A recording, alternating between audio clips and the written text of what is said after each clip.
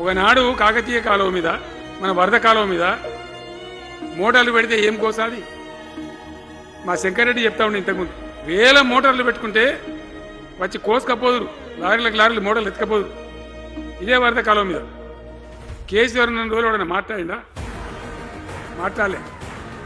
చివరికి ఏం చేసింది మీరు మంచిగా వినాలి. వీళ్ళు మామూలు పని చేస్తలేరు, మన జీవితాలకే బాంబులు పెడుతున్నారు.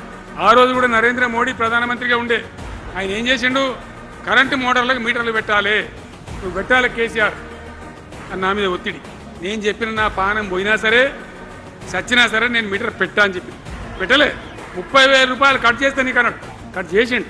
రాష్ట్ర ప్రభుత్వానికి వచ్చేటువంటి ఆదాయం 30,000 కోట్ల రూపాయలు వదులుకొని కూడా తెలంగాణలో నేను కరెంటు మీటర్ పెట్టను ఇయలే.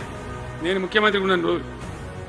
ఇవాళ ఏం చేసిండు తెలుసా వీళ్ళు? మీకు తెలియలే, మీరు అమాయకులున్నారు. ఢిల్లీకి పోయి ఒప్పుకున్నారు, ఒప్పుకొని ఏం చేసిండ్రు? అయ్యా బాంచని మీటర్లు పెడతాం, మాకు ఆ పైసలు ఇయ్యండి, కేసీఆర్ వద్దన్నారు కదా మేము తీసుకుంటాం అని ఆ డబ్బు తీసుకొని వీళ్ళే ఈ గవర్నమెంట్ పోయి సంతకం పెట్టి ఇప్పుడు మొదలైతే ఇక ఇప్పుడు వస్తాయి మీటర్లు. ఎదుర్కొందామా? మీటర్ల ఎదురుపాటును యుద్ధం చేద్దామా? కొట్లాడదామా? ఏమన్నా మనం నాకు అర్థం కాదు. రైతులు మంచిగా ఉండాలి, వ్యవసాయం మంచిగా ఉండాలి, పల్లెలు బాగుండాలి.